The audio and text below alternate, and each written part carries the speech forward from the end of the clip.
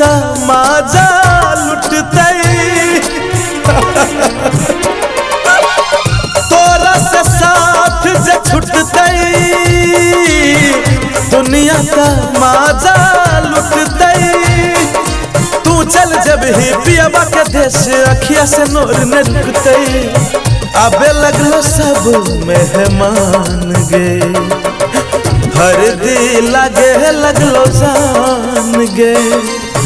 आबे लगलो सब मेहमान गे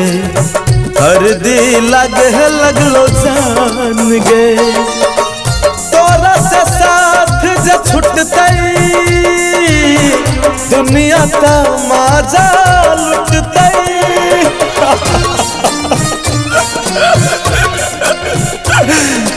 Singing by Megha Star Sonu Kumar.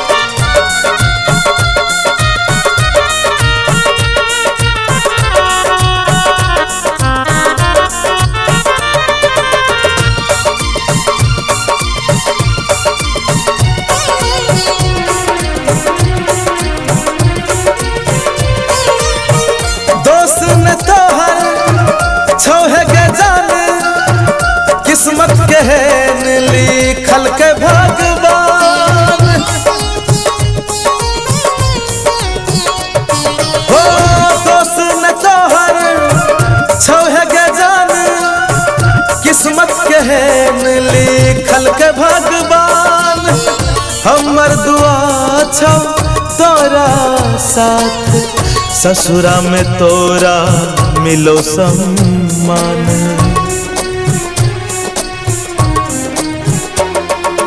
तू चल जब ही पियावा के देश अखिया से नोर न रुकते आबे लगलो सब मेहमान गे हर दी लागे लगलो जान गे आबे लगलो सब मेहमान गे हर दी लागे लगलो जान गे तोरा से साथ जे छुटते दुनिया का माजा लुटते Mixed by Abhishek Anurag.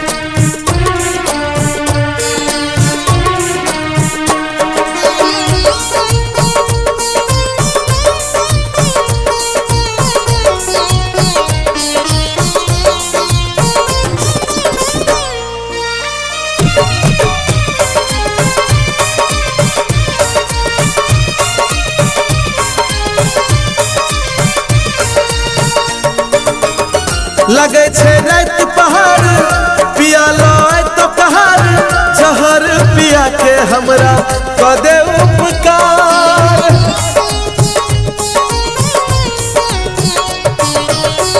लगे छे रात पहाड़ पिया लाए तो कहर जहर पिया के हमरा कदे उपकार करे छियो तोरा दिल से सलाम हमर जिंदगी दुई दिन के मेहमान